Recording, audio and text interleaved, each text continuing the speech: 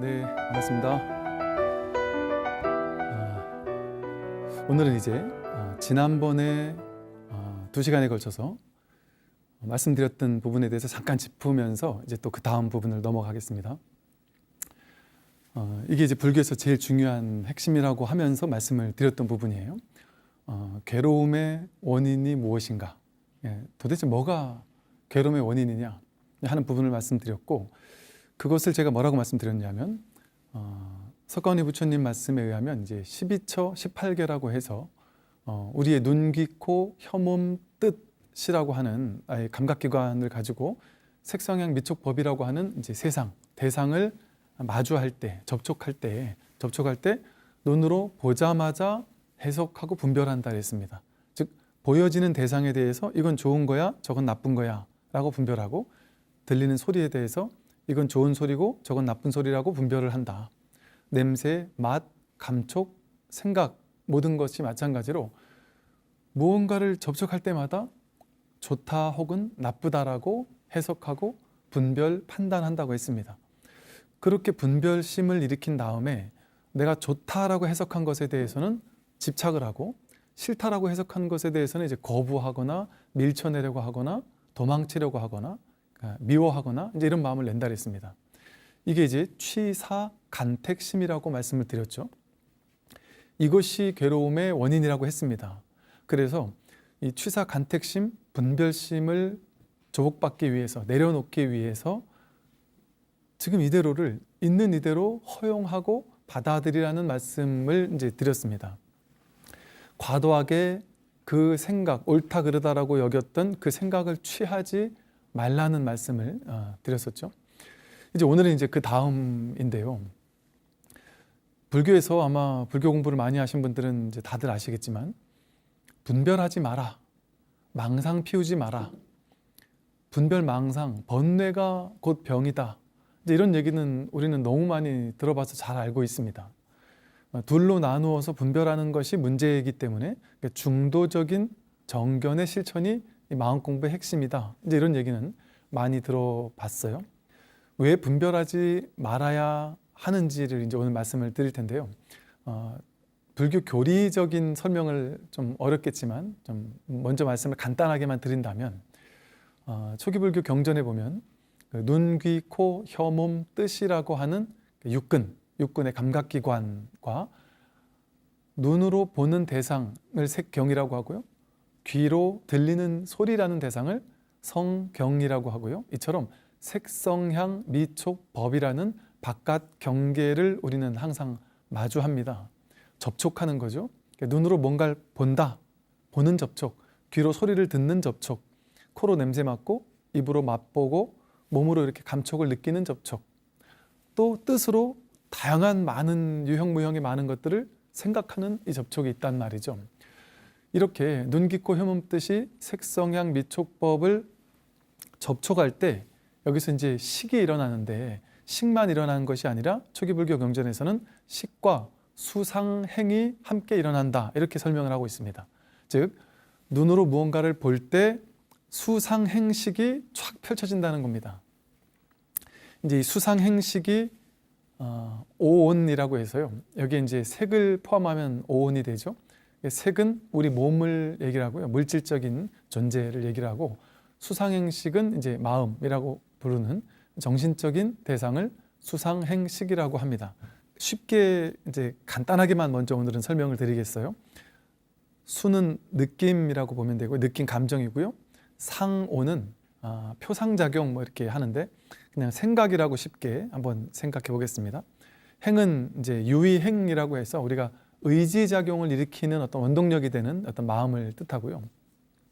식이 이제 이 수상행을 바탕으로 최종적으로 마음이라고, 내가 분별하기 위한 마음, 분별하는 마음, 그걸 식이라고 부릅니다. 그래서 분별심을 교리적으로 말하면 식이라고 부릅니다. 알식자를 써서 식이라고 불러요. 그런데 이 식은 수상행식에서 보듯이 수와 상이라고 하는 두 가지 기본적인 데이터베이스를 가지고, 즉 느낌과 생각이라는, 즉 정서적이고 이지적인 이 두 가지 데이터, 데이터의 마음을 가지고 이것을 조합해서 어떤 의지를 일으키거나 의도를 일으킬 때, 즉 어떤 행위의 원동력이 되는 행위를 일으킬 때 느낌과 생각이 원동력이 돼서 그 행동을 하게 되고, 또 느낌과 생각이라는 원동력 데이터베이스를 가지고 구축해서 조합해서 최종적으로 이 대상이 좋은 건지 나쁜 건지를 분별합니다. 내가 좋아하는 건지 싫어하는 건지, 나에게 도움이 되는 건지 해가 되는 건지를 이 느낌과 생각이라는 두 가지 마음의 데이터베이스를 가지고 최종적으로 식별, 분별한다는 것이죠. 그러면 이 식별, 분별하는 이 원동력이 되는 기본 자료가 되는 소스가 되는 느낌과 생각이 실제인가? 쉽게 말해 내가 어떤 걸 보자마자 이건 좋은 거야, 나에게 도움이 되는 거야 하고 집착을 한단 말이에요. 또 어떤 건 이건 나에게 도움이 되지 않는 거야, 내가 싫어하는 거야, 나에게는 아주 안 좋은 거야 라고 생각을 하거든요. 분별을 하거든요. 근데 그 분별하기 이전에 먼저 느낌이 일어납니다. 좋은 느낌이, 어떤 대상을 보면 좋은 느낌이 일어나고 어떤 대상을 보면 나쁜 느낌이 일어나요. 우리는 일상적으로 내가 좋아하는 사람을 딱 보면 아, 저 사람은 좋은 사람, 또 싫어하는 사람을 보면 싫은 사람이야 이렇게 생각합니다. 또 바깥 경계도 마찬가지죠. 대상도 마찬가지고요. 어떤 대상을 보고 어떤 사람은 너무 좋아하기도 하고 또 어떤 대상은 싫어하기도 하죠. 나는 너무 좋아하는 대상인데 다른 사람은 그걸 싫어하기도 합니다. 또 옛날엔 너무 싫어했는데 요즘 들어서 그것이 좋아지기도 합니다. 즉 우리 생각에는 바깥 대상이 저건 고정된 실체적으로 좋은 느낌이야 혹은 싫은 느낌이야 라고 정해져 있다라고 착각을 해요. 느낌, 감정이 실제적으로 있다라고 착각한단 말이죠. 오늘은 이제 이번 시간은 이 느낌이라는 것이, 분별의 기본 소스가 되는 느낌이라는 것이 정말 실제적인 것이냐, 실체가 있는 것이냐를 한번 알아보자는 거죠. 우리는 이 느낌에 많이 속거든요. 어떤 분들이 이러세요. 아, 스님, 저는 요즘 너무 외롭습니다. 이 외로움을 어떻게 해야 극복할 수 있을까요? 이런 이제 질문을 하시는 분들도 계세요. 그분은 외로운 느낌이 올라왔는데 여기에 내가 외롭다라고 그 외로운 느낌과 나를 동일시하고 있는 거죠. 내가 외롭다고 착각을 해요. 사실은 우리가 인생을 살다 보면 좋은 느낌도 왔다가 가죠. 인연 따라 외로운 느낌도 왔다가 갑니다. 제가 고등학교 때 혼자 여행을 떠난 적이 있었어요. 이제 고3 올라가기 전에 홀로 바닷가로 여행을 간 적이 있었는데, 그때만 해도 여행을 떠나려고 했던 이유가 혼자 여행을 떠난다는 게 이게 한 번도 안 해봤는데 너무 멋있어 보이더라고요. 그래서 야, 혼자 여행을 떠나면 얼마나 멋있을까, 이런 막연한 생각을 가지고 이제 여행을 갔었어요. 그런데 생각과 다르더라고요. 혼자 여행을 떠나니까 강릉 바닷가 가서 혼자 이렇게 그 추운 겨울날 혼자 이렇게 앉아 있으며 벌벌 떨고 있었는데 이게 되게 낭만적이라 해야 되는데 주변을 보니까 전부 다 연인들끼리, 가족들끼리 와서 막 행복하게 웃고 있는데 나만 혼자서 벌벌 떨면서 너무 외로운 느낌이 들더라고요. 그래서 그때 너무 낯선 외로움, 이 외로움이 이거 도대체 어디서 온 느낌일까? 되게 좀 낯설었던 기분이 납니다. 그런데 이 외로움이라는 게 실제 나는 외로운 사람이야가 아닌 이유, 그렇게 한번 외로움을 느꼈다고 해서 나는 외로운 사람이야가 아니더란 말이죠. 사실 누구나 이런 조건을 만들어주면, 홀로 멀리 여행을 떠나는 조건이 만들어졌다 하면 그 여행지에서 누구나 외로움을 느낍니다. 왜? 인연 따라 만들어지는 거거든요. 인연이 화합하면 그 외로움이라는 느낌은 그냥 일어나는 겁니다. 그런데 그러다가도 인연이 다시 사라지면 그 외로운 느낌도 함께 사라집니다. 우리 인생을 보세요. 외로웠어. 난 우울해. 외로워. 서글퍼. 두려워. 인생 사는 게 무서워. 불안해. 온갖 이런 느낌, 감정들이 진짜 내 마음이고 내 느낌이고 내 감정이라고 우리는 생각하고 살지만, 가만히 보면 나라는 존재 위에 외로운 느낌도 왔다 갔었고 초조한 느낌도 왔다 갔고 우울한 느낌도 왔다 갔을 뿐이죠. 그 외롭다고 해서 그게 내 마음, 내 느낌이었던 것은 아니었습니다. 외로움은 그저 왔다가 가는 것일 뿐이었죠. 그게 실체가 아니었다는 거죠. 우리가 눈, 귀, 코, 혀몸 뜻으로 색성향 미촉법이라는 대상을 접촉할 때 어떤 대상을 보자마자 좋다거나 싫다라는 느낌이 일어납니다. 그리고 그걸 믿어버려요. 근데 예를 들어 똑같은 한 사람을 봤는데 내 업에 따라, 내 경험에 따라, 삶의 경험에 따라서 예를 들어 내가 옛날에 좀 뭐라 해야지, 요새 그 느끼하게 생긴 사람을 만나고 사귀었었다가 그 사람한테 아주 심하게 차였다. 그러면 그 사람처럼 약간 느끼하게 생긴 사람을 만나면 이 사람은 그 업 때문에, 그 카르마 때문에 그 사람을 보자마자 그냥 싫은 느낌이 일어날 수도 있어요. 그런데 다른 사람은 이 사람 내 스타일인데 하고 좋아할 수도 있습니다. 똑같은 대상을 봤는데 어떤 사람은 자기 안에 어떤 업이 있느냐에 따라서, 어떤 경험이 있느냐에 따라서 좋아하기도 하고 싫어하기도 합니다. 그것은 즉 그 대상에 전적으로 좋은 느낌이나 싫은 느낌이라고 할 만한 실체가 정해져 있지 않다라는 것이죠.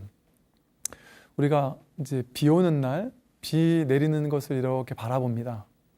그리고 귀로는 빗소리를 이렇게 듣고 있어요. 그것은 그냥 있는 그대로죠. 비가 내린다라는 현실은 그냥 있는 그대로의 상황입니다. 그런데 어떤 사람은 비 오는 것을 싫어할 수도 있고요. 또 어떤 사람은 비 오는 것을 너무 좋아할 수도 있죠. 저도 옛날에는 싫어했다가 어느 날인가 그 비 오는 날 무견히 비 오는 풍경을 산사이에서 앉아서, 대웅전에 홀로 앉아서 이렇게 바라봤을 때 너무나도 아름다운 모습을 본 이후로는 빗소리가 너무 아름답게 느껴지더란 말이죠. 이처럼 똑같은 빗소리인데 내 마음 상태에 따라서, 또 내 의도에 따라서 어떨 때는 좋아졌다가 어떨 때는 싫게 느껴지기도 하더라. 비 오는 현실은 그냥 있는 그대로일 뿐인데 내가 내 마음 상태에 따라서 그게 좋거나 좋은 느낌이나 나쁜 느낌이라고 느껴지는 것일 뿐이었죠. 그러면 그것은 진짜일까요? 그 비 오는 날은 안 좋은 느낌이야 라는 게 진짜일까요? 사람들은 저마다 자기 마음속에 비 오는 날은 안 좋고 화창한 날은 좋아 라든지 자기가 좋아하거나 싫어하는 어떤 특정한 날씨나 이런 상황들이 있는데 그게 진짜일까요? 또 내가 좋아하는 상황이 있어요. 사람들이 나를 주목하는 상황이 좋은 사람도 있죠. 근데 사람들에게 주목받는 것이 되게 싫은 사람도 있습니다. 그럼 주목받는 상황은 좋은 상황일까요? 싫은 상황일까요? 그 상황은 그저 있는 그대로일 뿐입니다. 내가 내 마음에 따라서 또 상황에 따라서 그게 좋아지거나 나빠질 수 있을 뿐이죠. 우리가 이제 음식을 먹잖아요. 밥을 맛있게 먹습니다. 밥 먹는 것은 좋은 상황일까요? 나쁜 상황일까요? 좋은 느낌일까요? 나쁜 느낌일까요? 완전히 달라요. 다르게 느껴집니다. 내가 한 일주일 이상 밥을 엄청 오랫동안 굶었던 사람이라면, 엄청 오랫동안 밥을 굶었다가 갑자기 밥을 탁 먹게 됐어요. 그러면 그 밥 하나에 김치 하나만 있어도 얼마나 행복하고 얼마나 좋은 느낌이겠어요. 얼마나 막 기쁘고 막 환희심이 넘치는 기쁜 좋은 느낌이겠어요. 근데 배가 부르면 그 밥을 먹으면서도 그렇게 막 좋진 않을 거예요. 그냥 그럴 거예요. 그런데 너무너무 배가 불러서 죽을 것처럼 배가 불러요. 그런 상황에 그래도 끝끝내 먹어야 된다 하고 막 고문을 하듯이 그 음식을 먹으라고 하면 그 먹는 일이, 그 밥을 먹는 일이 너무 막 화나고 짜증스럽고 싫은 느낌일 수도 있겠죠. 똑같은 음식을 먹는데 어떨 때는 좋은 느낌이었고 어떨 때는 싫은 느낌일 수 있습니다. 마찬가지로 예를 들어 돈을 내가 월급을 받는다, 연봉을 받는다. 똑같은 액수, 예를 들어 3천만 원을 받았다, 2천만 원을 받았다. 그게 좋은 느낌인지 싫은 느낌인지를 확신을 할 수 있을까요? 똑같은 액수를 받는데 어떤 사람은 너무 행복한 느낌의 그냥 젖어들 수도 있지요. 그런데 또 다른 사람은 똑같은 월급을 받았는데도 불구하고 너무나 막 괴로운 느낌에 휩싸일 수도 있습니다. 질투감이 느낄 수도 있고요. 가난하다라는 느낌에 막 빠져서 좌절감을 느끼고 절망감을 느낄 수도 있습니다. 똑같은 월급을 받았는데도 불구하고 서로 이렇게 다르게 느낀다는 건 무슨 말이겠어요? 그 월급 자체에 좋은 느낌이나 싫은 느낌이라는 고정된 실체가 없다는 겁니다.